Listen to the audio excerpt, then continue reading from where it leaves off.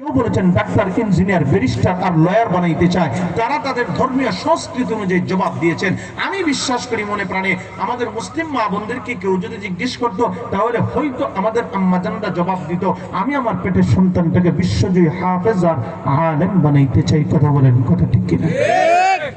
তারা তাদের ধর্মীয় সংস্কৃতি অনুযায়ী জবাব দিয়েছেন। তো ডাক্তার তাদেরকে উত্তর দিয়েছেন। বিষয়টা ছিল এমন, যারা বলেছেন আমি আমার পেটের সন্তানকে নায়ক নায়িকা, গায়ক গায়িকা, নাট্যকার, আমি গায়ক গায়িকা বানাইতে চাই, ডান্সার বানাইতে চাই, তাদেরকে ডাক্তার সাহেব বলছেন তুমি পেটের সন্তান নিয়ে বেশি বেশি নায়ক নায়িকার অভিনয় দেখো, নাট্যকারের অভিনয় দেখো, ডান্সারের অভিনয় দেখো, গায়ক গায়িকার গান শোনো, তাহলে 10 মাস 10 দিন পর তোমার পেট থেকে যেটা বের হবে এটাও নায়ক নায়িকা, গায়ক গায়িকা হওয়ার সম্ভাবনা আছে না নেই? আর আজকে কোন আছে না নাই? আজকে দুঃখের সাথে আফসোসের সাথে বলতে হয়, আমরা অনেকে ছেলে বিবাহ করে পুত্রবধূ ঘরে নিয়ে আসি, ছেলেটা হয়তো বিদেশ থাকে, নাই তো ঢাকায় চাকরির সুবাদে ঢাকায় থাকে। তো স্ত্রী যখন, ছেলের বউটা যখন প্রেগনেন্ট হয়ে যায়, তখন ডাক্তার কাছে গেলে ডাক্তার কিন্তু অধিকাংশকেই বলে এরকম যে পূর্ণ রেস্টে থাকতে হবে। কথা বলেন ঠিক কিনা? তো ওই যে রেস্টে থাকলে আসলে যার কোনো কাজ নাই তারও কোনো কাজ আছে না নাই? শয়তান ওই সমস্ত লোকরে একটু বেশি পরিমাণ নাড়ে। কথা বলেন ঠিক কিনা? তো ওই শয়তান নাড়াচাড়া দেয়। আর বিদেশ থেকে অথবা দেশে ঢাকা চাকরি করে বড় একটা টাচ মোবাইল দিয়ে গেছে বউকে, এবার বউ পূর্ণ রেস্টে থাকার কথা। ডাক্তার বলেছেন ঘরের এক কোনায় বসে বসে সময় তো আর কাটানো লাগবে, হয়তো বা টাচ মোবাইল হাতে নিয়ে কার্টুন ছবি দেখে দেখে সময়টা কাটাইছে, পেটে সন্তান নিয়ে হয়তো নায়ক নায়িকার অভিনয় দেখেছে, হয়তো গেমস খেলে সময়টাকে কাটিয়েছে। আল্লাহর কসম, ওই সমস্ত মায়ের পেট থেকে 10 মাস 10 দিন পরে যেই বাচ্চারা জন্মগ্রহণ করেছে, আপনার যেই নাতিরা জন্মগ্রহণ করেছে, ওই বাচ্চার বয়স 2, 2.5, 3 বছর 4 বছরের বাচ্চারা সকালের খাবার খাওয়াইতে হলে, রাতের খাবার খাওয়াইতে হলে, সকালের কান্না, দুপুরের কান্না, বিকেলের কান্না বন্ধ করতে হলে তার সামনে টাচ মোবাইলের কার্টুন ছবির প্রয়োজন হয়। কথা বলেন, কথা ঠিক? আল্লাহর নামে শপথ করে বলতে পারি, কোন আম্মা জান যদি পেটের সন্তান নিয়ে কোরআনে কারীমের তিলাওয়াত করে, লা ইলাহা ইল্লাল্লাহ জিকির করে, ওই মায়ের পেট থেকে যেটা বের হবে ওটা আল্লামা দেলোয়ার হোসেন সাঈদী হতে পারে, আল্লামা আহমদ শফীর মতো হতে পারে, মুফতি ফজলুল হক আমিনী হতে পারে, আল্লামা মামুনুল হক মিজানুর রহমান আজহারীর মতো বিশ্ববিখ্যাত আলেম আর হাফেজ হইতে পারে। কথা বলেন, কথা ঠিক কিনা? যে মা পেটের সন্তান নিয়ে বেপরদায় চলাফেরা করে, স্বামীর আনুগত্যশীল হয়ে চলে না, যে মা পেটের সন্তান নিয়ে বেপরদায় চলে, হারাম ভক্ষণ করে, যে মা পেটের সন্তান নিয়ে মোবাইলে আসক্ত হয়ে থাকে, পরকীয়ায় আসক্ত হয়ে থাকে, আল্লাহর কসম ওই সমস্ত মায়ের পেট থেকে যে সন্তান বের হয় হয়তো বেয়াদব হবে, মক্কুর হতে পারে, গাঞ্জটি হতে পারে, অথবা এলাকার মুরব্বীদের সঙ্গে বেয়াদবি করতে পারে। চিল্লায় বলেন, কথা ঠিক কিনা? তাহলে আমরা এখান থেকে একটা জিনিস বুঝতে পারলাম, আমাদের আগামীর প্রজন্মকে যদি ভালো বানাইতে চাই, আমাদের আগামীর প্রজন্মের যুবকদেরকে যদি ভালো বানাইতে চাই, দিনদার বানাইতে চাই, আদব বলা যুবক যদি আমরা চাই, তাহলে আমাদের আম্মাজানদের পেটটাকে ভালো বানাইতে হবে। কথা বলেন, কথা ঠিক? যদি আমাদের মারাও ঠিক হয়ে যায়, ইনশাআল্লাহ আমরা আগামীর একটা ভালো প্রজন্ম আমাদেরকে তারা উপহার দিতে পারবে ইনশাআল্লাহ। রাগ করছেন? কথা রাগ করলে আমার কিছু করার নাই, এগুলো বলা দরকার আছে না নাই? আর আসতে বলেন, আছে না নাই? তুমি একটু সামনের দিকে আসেন। এবার সৃষ্টি তত্ত্বের আপনারা কষ্ট হলে আমার একটা সিগন্যাল দিন, শেষ করে দিন ইনশাআল্লাহ। ঠিক আছে? না আপনি বলেন, গঞ্জে হুজুর আইছেন, চলো ইনশাআল্লাহ, সমস্যা নাই। চলো চলো। আরেকটা জিনিস হলো ওয়াজ তো একটাই করি, আইসি এত তাড়াহুড়া আমার নাই ইনশাআল্লাহ। তো ভালো লাগতেছে, আপনাদের মনোযোগ আকর্ষণ আছে, আলহামদুলিল্লাহ। আজকে এই মাহফিলটাকে আল্লাহ কবুল করুন, সকলে পড়ি আমিন। সৃষ্টি তত্ত্বের উদ্দেশ্য হলো দুইটা। কয়টা? জোরে বলি, কয়টা? দুইটা উদ্দেশ্য যারা পরিপূর্ণ করবেন তাদের পুরস্কার আল্লাহ দিবেন দুইটা। সুবহানাল্লাহ। আবার 1 নম্বর কথা, সৃষ্টি তত্ত্বের উদ্দেশ্যের কথা, এটা আমার বানানো কোনো কথা না। মহাগ্রন্থ কোরআনে হাকিমের সূরাতুন নাহলে আল্লাহ রাব্বুল আলামিন বলেন, من عمل صالحا من ذكر أو أنثى وهو مؤمن فلنحيينه حياة طيبة ولنجزينهم أجرهم بأحسن ما كانوا يعملون।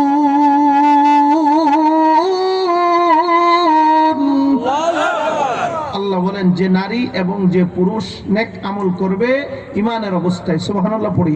1 নম্বর যে নারী এবং যে পুরুষ, ইসলাম নারীকে যে পরিমাণ মর্যাদা দিয়েছেন, পৃথিবীর কোন ধর্ম বর্ণ নারীকে এই পরিমাণ মর্যাদা কোনোদিন দিতে পারে নাই, দিতে পারবেও না কিয়ামত পর্যন্ত। ছিল্লে বলেন কথা ঠিক কিনা? এখানে শুধুমাত্র পুরুষের কথা বলে আল্লাহ ওয়াজ করে নাই, আমাদের আম্মাজান যারা পর্দার আড়ালে আছেন সমানভাবে তাদেরকে আল্লাহ মর্যাদা দান করেছেন, সুবহানাল্লাহ। আল্লাহ কয় যে নারী এবং যে পুরুষ নেক আমল করবে ইমানের অবস্থায়, তাহলে সৃষ্টি তত্ত্বের উদ্দেশ্য দুইটা। 1 নম্বর ইমানকে পরিপূর্ণ করা, 2 নম্বর নেক আমল করা। এবার আমি আপনাদেরকে বলতে চাই, আমাদের আম্মাজান যারা বসে আছেন পর্দার আড়ালে, রাগ করতেছেন না আপনারা? এর ওয়াজও কিন্তু করতেইব, কারণ আপনাদের থেকে সংখ্যা এদের কম না, কিন্তু কথা বলেন ঠিক কিনা? এরা সংখ্যা কিন্তু আপনাদের কম না একবারে। আবার কিছু কথা কইতেইব, কারণ প্রসঙ্গ আছে। দেখেন, পুরুষরা অনেক সওয়াবের কাজে যাইতে পারে যেটা আমাদের মা বোনরা যাইতে পারে না, এমন কাজ আছে না নাই? পুরুষ যুদ্ধের ময়দানে যায়, মহিলারা যাইতে পারে না। পুরুষ ঈদগাহের নামাজে যায়, মহিলারা যাইতে পারে না। পুরুষ জানাজার নামাজে যায়, মহিলারা যাইতে পারে না। পুরুষ জুমার নামাজে যায়, মহিলারা যাইতে পারে না। যাইতে পারে? এবার আসে, যাইতে যে পারে না, অনেক সময় অনেক মহিলাদের ভিতরে এরকম একটা চিন্তা আসতে পারে না যে পুরুষরা তাইলে সওয়াবের দিক দিয়ে আমাদের থেকে অনেক আগায়, এরকম চিন্তা আসতে পারে কিনা? এখন আসতে পারে কিনা আমি জানি না, তবে আগেকার আল্লাহর বান্দীদের ভিতরে এই চিন্তা আসতো নবীর যুগে, সুবহানাল্লাহ পড়ি। নবীর যুগে মহিলাদের একজন প্রতিনিধি ছিল। অন্যান্য সমস্ত মহিলাদের কিছু সমস্যা, কিছু বিষয় একজন মহিলা প্রতিনিধি হয়ে নবীর কাছে যাইতেন, গিয়ে প্রশ্ন করতেন, নবীর কাছ থেকে প্রশ্নের উত্তর জানতেন, তখন অন্যান্য মহিলাদের কাছে শোনাইতেন যে উত্তরটা এই। সুবহানাল্লাহ পড়ি। এর মধ্যে একজন মহিলা সাহাবীর নাম হলো হযরত আসমা বিনতে ইয়াজিদ আনসারিয়া রাদিয়াল্লাহু তাআলা আনহা। সুবহানাল্লাহ পড়ি। আল্লাহ নবী বিশ্বনবী রাহমাতুল লিল আলামিনের কাছে মহিলাদের পক্ষ থেকে প্রতিনিধি হইয়া আসমা বিনতে ইয়াজিদ আনসারিয়া রাদিয়াল্লাহু তাআলা আনহা নবীর কাছে আসছেন। আয়েশা বলেন, ইয়া রাসূলুল্লাহ, ইয়া হাবিবাল্লাহ, আমাদের স্বামীরা তারা যুদ্ধের ময়দানে যাইতে পারে, জানাজার নামাজে, জুমার নামাজে যায়, বহু সওয়াবের কাজে যায়, ঠিক ওই সময় আমাদেরকে ঘরে রেখে যায়। আমরা আমাদের স্বামীর সম্পদগুলো হেফাজত করি, তাদের ঘরগুলো গুছায় রাখি। আমরা ওই সময় স্বামীর সন্তানদের সেবা যত্ন করি, ঘরগুলোকে গুছায় রাখি। ওগো নবীজি, আমি মহিলাদের পক্ষ থেকে প্রতিনিধি হয়ে আপনার কাছে প্রশ্ন করতে এসেছি। আমি জানতে চাই, পুরুষরা বাহিরে যাইয়া যুদ্ধের ময়দানে যাইয়া যে সওয়াব অর্জন করে, জুমার নামাজে যাইয়া, জানাজার নামাজে যাইয়া যে সওয়াব অর্জন করে, আমরা মহিলারা ঘরে থেকে আমরা কি ওই বাহিরের আমাদের স্বামীদের সওয়াবের অংশীদারকে আমরা হতে পারবো কিনা? সুবহানাল্লাহ। দেখেন, এরা যে বাহিরে যার, এরা বাহিরে থাকাকালীন আমরা যে তারা ঘর গুছায় রাখি, সন্তান গুরুদের লালন পালন করে রাখি, তারা সম্পদ দেখে দেখে রাখি, এরা সওয়াব অর্জন করতেছে, আমরা এদের সওয়াবের অংশ আমরা পাবনি বা আমরা আল্লাহ দিবনি। সুন্দর প্রশ্ন না? আল্লাহর নবী বিশ্বনবী রাহমাতুল লিল আলামিন সাহাবীদের দিকে তাকায় বলে, ও সাহাবীরা শুনো, কোনদিন কি কোন মহিলার জবান থেকে এত চমৎকার প্রশ্ন তোমরা শুনতে পেরেছো কি? সাহাবীরা বলে, ও নবীজি, আমরা কোনদিন কল্পনা করি নাই মহিলারা এত সুন্দর প্রশ্ন করতে পারে। সুবহানাল্লাহ পড়ি। আল্লাহর নবী বিশ্বনবী রাহমাতুল লিল আলামিন সাহাবীদেরকে বলে, ও সাহাবীরা, আসমা বিনতে ইয়াজিদ আনসারিয়াকে সুসংবাদ জানায় দাও, তাকে বলে দাও সে যেন তার মহিলাদের কাছে গিয়ে এই সুসংবাদ জানায় দেয়, যে সমস্ত মহিলারা স্বামী যুদ্ধের ময়দানে গেলে, স্বামী জুমার নামাজে গেলে, স্বামী চাকরি সুবাদে অথবা অন্য কোনো কাজে বাহিরে থাকলে, ওই মুহূর্তে তাদের স্ত্রীরা যদি সন্তানগুলোকে লালন পালন করে, ঘরগুলোকে গুছায় রাখে, স্বামীর সম্পদের হেফাজত যদি করে রাখে, 5 ওয়াক্তের নামাজ যদি আদায় করতে পারে, স্বামীর ইজ্জতের হেফাজত যদি করতে পারে, নিজের লজ্জাস্থানের হেফাজত যদি করতে পারে, ওই আনসারিয়াকে জানায় দাও, ওই সমস্ত মহিলারা, যে সমস্ত মহিলারা স্বামীর সম্পদের হেফাজত করবে, স্বামী যখন বাহিরে থাকে, যেই সমস্ত মহিলারা নিজের লজ্জাস্থান থেকে হেফাজত করবে। স্বামী যখন বাইরে থাকে, যে সমস্ত মহিলারা 5 ওয়াক্তের সালাত আদায় করবে, স্বামী যখন বাহিরে থাকে, স্বামী বাহিরে যুদ্ধের ময়দানে গিয়ে যে সওয়াব পাবে, জুমার নামাজে যাইয়ে যে সওয়াব পাবে, তাবলীগে যে সওয়াব পাবে, তোমরা স্ত্রীরা ঘরের মধ্যে থাইকা তোমরা যদি ঘরের থালা বাসন যদি মাঝামাঝি করো না কেন, ঘরের ঘরগুলোকে যদি গুছায় রাখো না কেন, আল্লাহ তোমাদের আমলনামায়ও যুদ্ধের সমপরিমাণ সওয়াব আল্লাহ দান করে দিবেন। জুমার নামাজের সমপরিমাণ সওয়াব আল্লাহ দান করে দিবেন। জানাজার নামাজের সমপরিমাণ সওয়াব, পুরুষ যেই পরিমাণ সওয়াব পায়, তোমরা না যাওয়ার পরেও তোমাদের আমলনামায় আল্লাহ ওই সমপরিমাণ সওয়াব আল্লাহ দান করে দিবে। আস্তে কোন আপনারা খুশি না বেজা? অনেকে আছে তো এরা নাকি সব পাইলে খুশি হওয়ার কি কারণ? এরা দুই ঘরে বয়ে বিয়া সব পায়লা। আল্লাহ আমাদের মা বোনদেরকেও ইসলাম সর্বোচ্চ পর্যায়ের সম্মান আর মর্যাদা দিয়েছেন। আল্লাহু আকবার বলুন। এবার আসেন তাহলে, যে নারী এবং যে পুরুষ নেক আমল করবে ঈমানের অবস্থায়, আল্লাহ পুরস্কার দিবেন 2টা। তাহলে সৃষ্টি তত্ত্বের উদ্দেশ্য 2টা। 1 নম্বর ঈমান পরিপূর্ণ করা, 2 নম্বর নেক আমল করা। এবার আসেন নেক আমলটা কাকে বলে, নেক আমলের শর্ত কি? সূরা বনী ইসরাঈল আল্লাহ তাআলা বলেন, ওয়ামান আরাদাল আখিরাতা ওয়া সাআ লাহা সা'য়াহা ওয়া হুয়া মুমিন।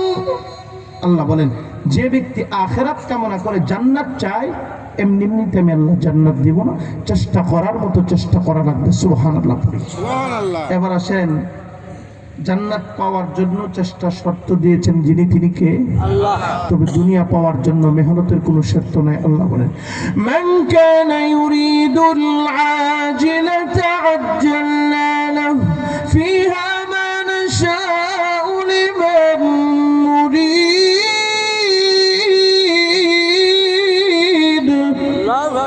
যে ব্যক্তি দুনিয়া চাই, দুনিয়া আমি আল্লাহ দ্রুত দুনিয়ার কিছু দিয়ে থাকি, যাকে চাই তাকে দিই, যতটুকুন চাই ততটুকুন দিই। সুবহানাল্লাহ পড়ি।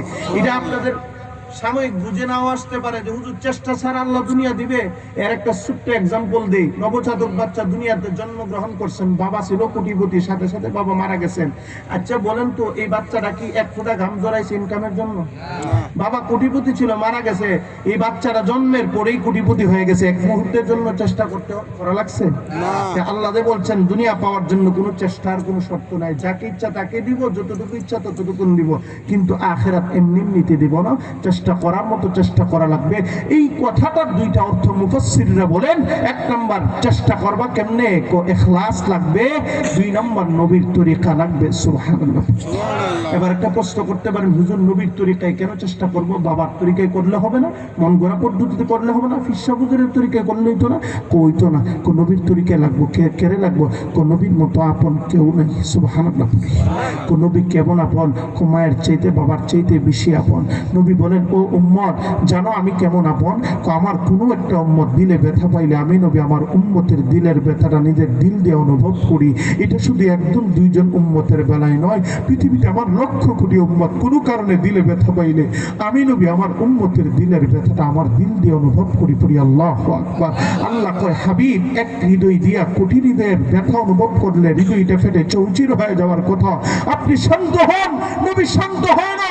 আল্লাহ প্রতিশ্রুতি দেয়, হাবিব আমি আল্লাহ প্রতিশ্রুতি দিচ্ছি কিয়ামতের কঠিন ময়দানে আমি আল্লাহ আপনার এই পরিমাণ উম্মতকে মাফ করতেই থাকবো, যতক্ষণ পর্যন্ত আপনি নবীর জবানে হাসি ফুটে না উঠে। পড়ি আল্লাহু আকবার। নবীজি ভালোবাসার দাবি নিয়ে উম্মতকে ডাক দেয়া কয়, উম্মতের দল তোমরা যতক্ষণ পর্যন্ত না আমি নবীকে তোমার মা বাবা সন্তান সন্ততি জীবনের চাইতে যতক্ষণ পর্যন্ত না আমি নবীকে সর্বোচ্চ পর্যায়ের মহব্বত আর ভালোবাসা দিতে না পারবি, পৃথিবীর কোন মানুষ পরিপূর্ণ কামিল ঈমানদার হতে পারে না, পারবে না। আপনারা প্রশ্ন করতে পারেন, হুজুর নবী এমন কি উপকার আমাদের জন্য করবেন যার জন্য নিজের জীবনটা বিলিয়ে দিয়ে হলেও নবীর ইজ্জত আর ভালোবাসার প্রমাণ বহন করতে হবে? আজকে আমি একটা হাদিসের মাধ্যমে আমরা জানার চেষ্টা করব এমন কি উপকার নবী আমাদের জন্য করবেন যার জন্য নবীর ইজ্জত রক্ষার্থে নিজের জীবনটা প্রয়োজনে বিলিয়ে দিতে হবে। এই হাদিসটা আমরা জানার মধ্য দিয়ে স্পষ্ট হতে পারবো ইনশাআল্লাহ।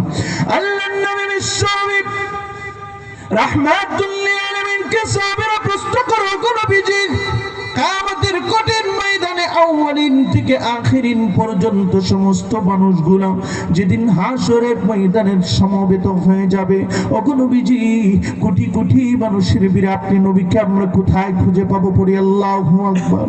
আল্লাহ নবী বিশ্বনবী রাহমাতুল লিল আলামিন সাহাবীদেরকে বলেন, সাহাবীরা শোনো, যেদিন মানুষগুলো কবর থেকে উঠে হাসরের ময়দানে সমবেত হয়ে যাবে, মানুষগুলো একদিন দুই দিন নয়, ফি ইয়াউমিন কানা মিকদারুহু 50 আলফা সানা, মানুষগুলো 50,000 বছর পর্যন্ত দাঁড়িয়ে থাকা লাগবে।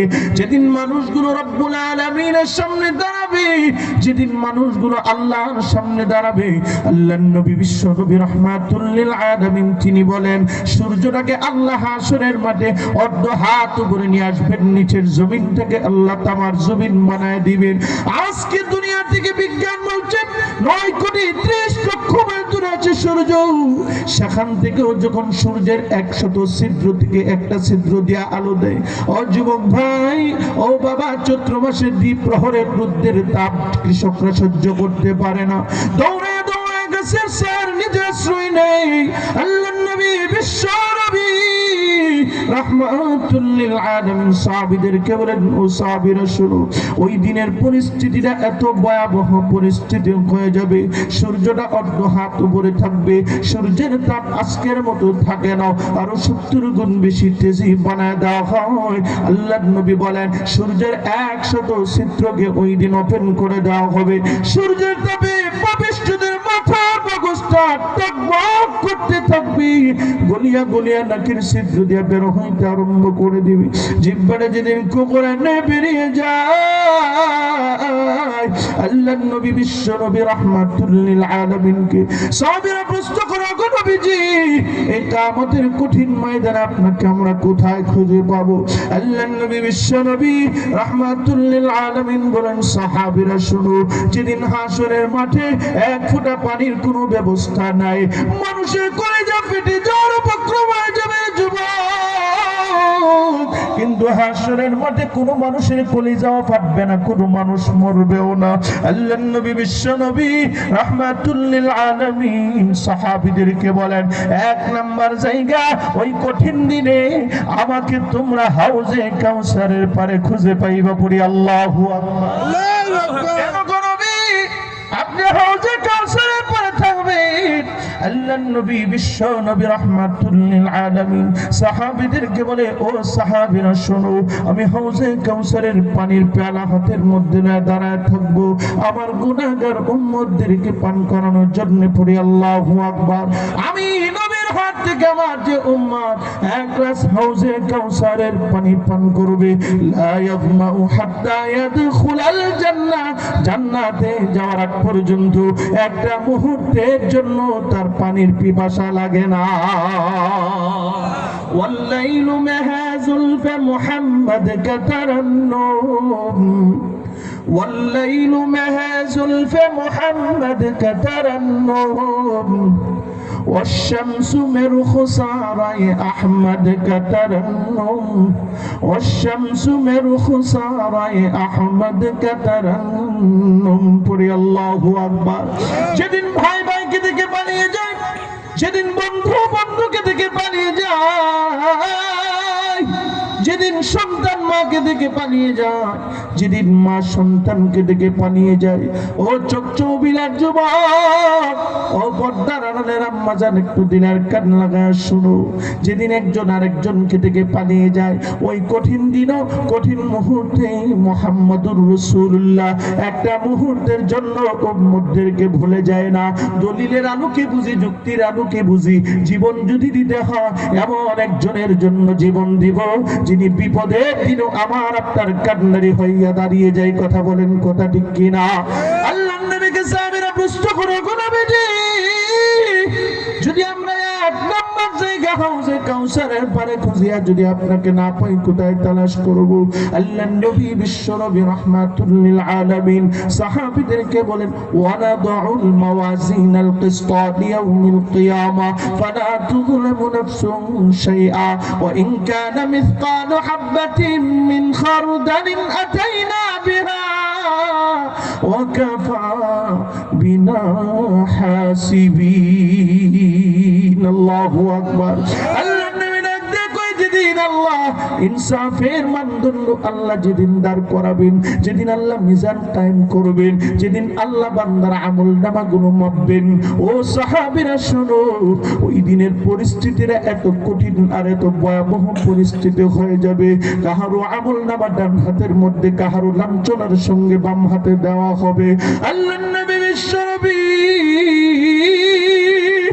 রাহমাতুল লিল আলামিন সাহাবীদেরকে ডাক দেয়া কয়, ও সাহাবীরা শুনো, ওই দিন আমার অনেক উম্মতের নেক আমলগুলো মাপা হবে, আমার অনেক উম্মতের নেকির পাল্লাটা হালকা হয়ে যায়, গুনাহের পাল্লাটা ভারী হয়ে যায়।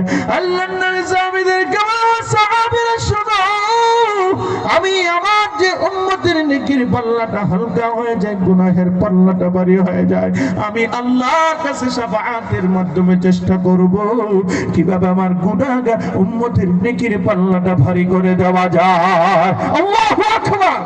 দুই নম্বর, তোমরা আমাকে মিজানের পাল্লার ধারে খুঁজে পাইবা।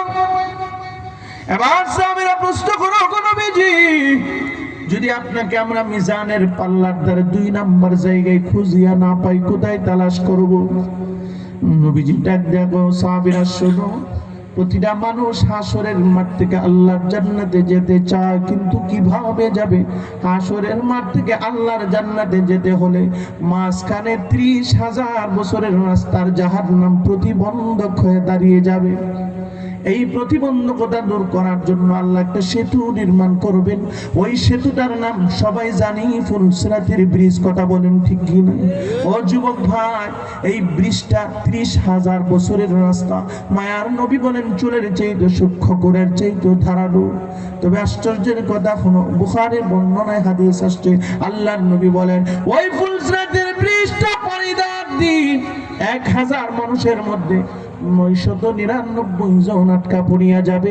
একজন ইমানদার পার হইয়া আল্লাহর জান্নাতে চলে যায়। আল্লাহু আকবার।